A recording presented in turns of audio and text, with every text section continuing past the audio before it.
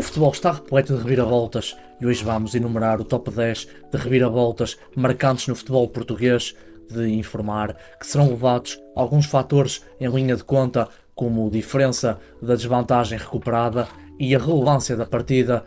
No 10º lugar temos o embate entre Águias e Dragões. Estávamos na temporada 2010-2011, Benfica recebia o Futebol Clube do Porto no seu reduto para jogar a segunda mão das meias finais da Taça de Portugal. Semanas antes, o Futebol Clube do Porto, que havia sido campeão nacional em pleno Estádio da Luz e procurava reverter uma desvantagem de 2-0 sofrida na primeira mão no Dragão. Aos 63 minutos, João Moutinho abriu ativo, o que deixava o Futebol Clube do Porto a um golo de empatar a eliminatória. Aos 72 minutos, Hulk fugiu da defesa encarnada e fez o 2-0, mas os golos não ficariam por aqui e 2 minutos depois Falcão fez o 3-0, o que instalou o escândalo nos adeptos encarnados presentes no estádio. O Benfica precisava de 2 golos, já que o critério de golo fora de casa era favorável aos Dragões. Aos 80 minutos de penalti,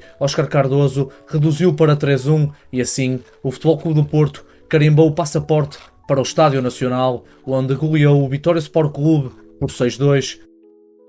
Agora puxamos a fita até aos anos 30, em uma época onde o futebol era bem diferente dos dias de hoje. A grande maioria das equipas jogavam um futebol extremamente ofensivo, sem dar muita primazia ao rigor defensivo. Os resultados costumavam ser bem mais avolumados comparadamente aos dias de hoje e assim aterramos nas meias finais da primeira edição da Taça de Portugal da temporada de 1938-1939. De um lado, o Futebol Clube do Porto, de individualidades como Pinga, Lopes Carneiro e Carlos Nunes, estes três que faturaram na vitória por 6-1 registada na primeira mão frente ao Benfica, que praticamente arredava o Benfica da final. Na equipa encarnada nomes como Alfredo Baladas, Guilherme Espírito Santo e Francisco Ferreira eram os principais destaques. A segunda mão, que jogava-se no campo das Amoreiras, aos 26 minutos, Espírito Santo abriu ativo, resultado que as equipas levaram para o intervalo. O Benfica precisava de 5 golos que chegariam na segunda parte em um espaço de 29 minutos. Espírito Santo marcou mais um, Alfredo Valadas, 2, Feliciano Barbosa e Rogério Sousa fecharam a goleada em 6-0 e assim o Benfica chegava à final da Taça de Portugal, onde perderia 4-3 com a Académica. Agora avançamos até 2005, o estádio de Alvalade estava cheio para receber a final da Taça UEFA. A equipa da casa, o Sporting, defrontaria o CSKA de Moscovo da Rússia. O Sporting, que havia perdido o campeonato nas jornadas finais de forma bastante polémica, e a Taça de Portugal, onde também caiu aos pés dos encarnados. Estava a Taça UEFA, era a terceira final internacional consecutiva de uma equipa portuguesa nas provas da UEFA. O Sporting, treinado por José Peseiro, tinha individualidades como Lietzen, Sapinto e João Moutinho. Rogério abriu ativo aos 28 minutos, fazendo os sportinguistas saltarem de alegria, mas em 17 minutos o CSKA de Moscovo venceria a partida. Aos 57 minutos, Alexei Berezovski fez o empate. Aos 65, Yuri Zirkov e Wagner Love, aos 74, fecharam o resultado em 3-1 e assim o CSKA tornou-se a primeira equipa russa a vencer a Taça UEFA. Para o Sporting foi o coroar de uma temporada pouco conseguida. Depois de uma final europeia, avançamos para umas meias finais de uma Taça de Portugal. Mantemo-nos em Alvalade, mas desta feita para recordar um derby eterno entre Águias e Leões. Estávamos na temporada 2007-2008, Benfica e Sporting jogavam o acesso ao Jamor. O Benfica, que terminaria a temporada em 4º lugar e procurava o prémio de consolação, já o Sporting, que viria a garantir a qualificação para a Liga dos Campeões, terminaria o campeonato a 20 pontos do Futebol Clube do Porto e também procurava mais um título para juntar à supertaça conquistada no início da temporada. O Benfica, que saiu para o intervalo a vencer por 2-0, graças aos golos de Rui Costa e Nuno Gomes. Até aos 68 minutos, acreditava-se que o Benfica tinha o passaporte praticamente carimbado para o Jamor, mas em 11 minutos o Sporting deu a volta ao resultado. Yannick Jaló, Lietzen e Derlei marcaram os golos aos 82. Cristiano Rodrigues restabeleceu a igualdade no marcador, consumando um final de partida eletrizante. 2 minutos depois, Yannick Jaló bisa na partida e faz o 4-3. Vukcevic fechou o resultado em 5-3. O Sporting, que venceria o Futebol Clube do Porto na final por 2-0 após prolongamento. Agora avançamos 5 anos na linha do tempo para viajar até maio de 2013. O Estádio do Dragão recebia a grande decisão do campeonato dessa temporada. Benfica e Futebol Clube do Porto estavam invictos na prova e quem vencesse ficava bem encaminhado para a vitória no campeonato. O Futebol Clube do Porto, que tinha jogadores como James Rodrigues, João Moutinho e Jackson Martínez. Já o Benfica contava com individualidades como Óscar Cardoso, Lima ou Matites. O Benfica abriu ativo aos 19 minutos por intermédio de Lima. A vitória encarnada não durou muito tempo, pois 7 minutos depois Maxi Pereira marcou na própria baliza, estabelecendo a igualdade no marcador quando já se pensava no empate. Já para lá do minuto 90, Kelvin levou o Dragão à loucura e deixou Jorge Jesus pregado no relevado de joelhos. O Futebol Clube do Porto, que sagraria-se tricampeão nacional. Já o Benfica teria um final de temporada penoso, onde perdeu a final da Liga Europa e a final da Taça de Portugal.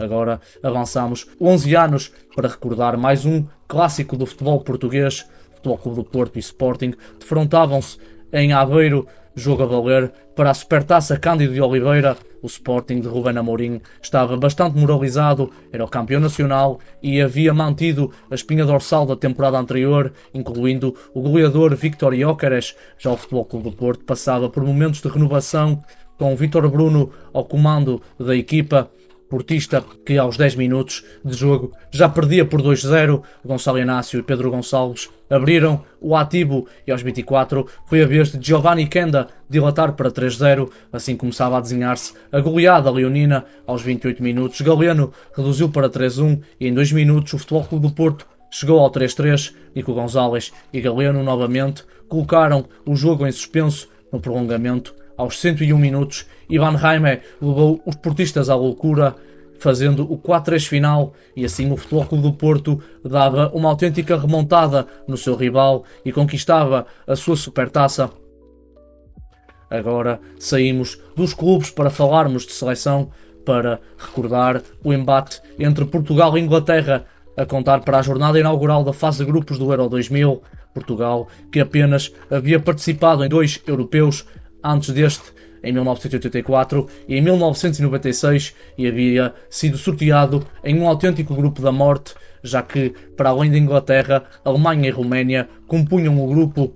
A partida jogava-se em Eindhoven e havia começado bem mal para Portugal. Aos 20 minutos, o English Team já vencia por 2-0. O coletivo português, com individualidades como Luís Figo, Rui Costa e João Vieira Pinto, procurava reverter a situação. Figo, aos 22 minutos, reduziu para 2-1 e aos 37, João Vieira Pinto de cabeça fez um excelente golo e restabeleceu o empate. Aos 59 minutos, Nuno Gomes sacramentou a vitória portuguesa por 3-2. Portugal, que cairia apenas nas meias finais para a França depois da mítica mão de Abel Xavier.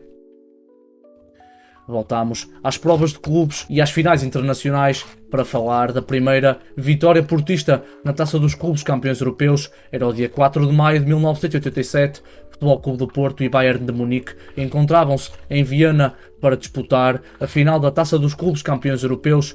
De um lado, o Bayern de Munique, uma equipa bem mais experiente nestas andanças, já que levava 3 vitórias na prova em 4 finais disputadas. Nesta equipa, jogadores como Lothar Matthaus e Andreas Brehme eram destaque. Já o Futebol Clube do Porto jogava a sua segunda final internacional, primeira na Taça dos Clubes Campeões Europeus. Nos comandados de Artur Jorge, nomes como Madger, Fernando Gomes ou Paulo Futre eram os principais destaques. Aos 24 minutos, Ludwig Kogl abriu o ativo em Viena, mas em 2 minutos o Futebol Clube do Porto daria a volta ao texto. Aos 77 minutos, Madger marcou um magnífico gol de calcanhar e 2 minutos depois, Juari consumou a vitória azul e branca que pela primeira vez conquistava esta prova. Agora recuamos 26 anos no tempo para relembrar outra glória nacional na Europa do futebol. Estávamos em 1962, Benfica e Real Madrid defrontavam-se em Amsterdão. Provavelmente jogavam aquelas que eram as duas melhores equipas do continente europeu na altura. De um lado, o Benfica de Bela Gutmann, com jogadores como Coluna, Eusébio e José Águas. Do outro, o Real Madrid, liderado por Di Stéfano e coadjuvado por jogadores como Puskás e José Santamaria. O Real Madrid, que abriu uma vantagem de 2 golos graças aos golos marcados de Puskás, mas o Benfica respondeu aos 25 e aos 33 por intermédio de José Águas e Cavém, respectivamente, aos 39 minutos. Puskás fechou o hat-trick e o 3-2 que as equipas levaram para o intervalo. No reatar da partida, Coluna empatou a partida aos 50 minutos. Agora era a vez de Eusébio brilhar. O Pantera Negra marcou 2 golos e fechou o resultado em 5-3. Assim o Benfica chegava ao bicampeonato europeu. Fechamos o nosso trajeto mais uma vez com a seleção, mais concretamente no Mundial de 1966. Era o primeiro Mundial de Portugal, prova que jogaria-se na Inglaterra. Portugal tinha a sua melhor geração até então. Jogadores como Eusébio, Hilário, Vicente, Simões e Coluna eram destaque nos magriços. Portugal, que havia sido sorteado em um grupo juntamente com Brasil, Bulgária e Hungria, mas Portugal venceu as 3 partidas, assim defrontava a Coreia do Norte nos quartos de final. 2 estreantes em mundiais jogavam a partida. A Coreia do Norte, que havia eliminado a Itália na fase de grupos aos 25 minutos. Portugal já perdia por 3-0 no Goodison Park, mas seria o dia de Eusébio. Aos 27 minutos reduziu para 3-1 e aos 43, na conversão de uma grande penalidade, fez o 3-2, resultado registado ao intervalo. Na segunda parte, em 3 minutos, Portugal passou para a frente do marcador. Eusébio, que marcou aos 56 e aos 59 respectivamente, fazendo o póquer e o 4-3. José Augusto fechou o resultado em 5-3 aos 80 minutos, naquela que, em minha opinião, foi a reviravolta mais marcante do futebol português. E chegamos ao fim do vídeo. E, para vocês, qual é a vossa reviravolta e o vosso top 10? Deixem aí nos comentários.